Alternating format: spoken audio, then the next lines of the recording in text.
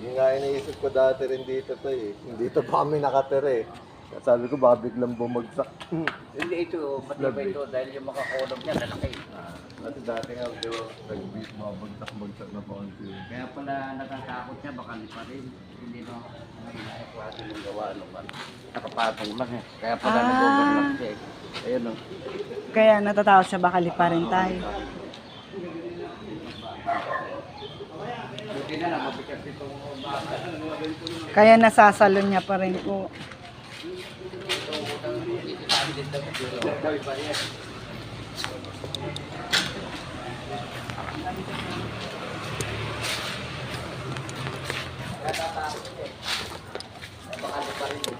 Oo nga. Pag bumagyo nga daw, sabi niya.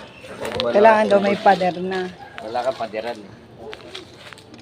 Kaya natatakot siya. Eh sabi ko naman, Kung hindi matibay naman talaga. siguro maano ng bagyo yung masyado dahil marami na rin nakapaligid. Kumbaga hindi siya direktang nasama.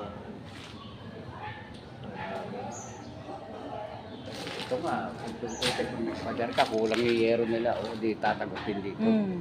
Dapat yung may overlap ka doon sa dito. Eh, yung padar mo, Ano pa rin. papasok mo ng tubig. Kasi yung tubig, ganun-ganun. Parang Malakas po. sinarakto na lang. Ano po? Pinagtay lang nila Kailanganin doon. pa nga. Kasi kung dito yung pader mo, no? O, di kagat din doon sa... Bitin, kumbaga bitin. Bitin yung yero. Hanggang doon. Mabuti pa dapat, sinusod nilang po. Para may... Eh, kasi sinagdaan mo. Oo.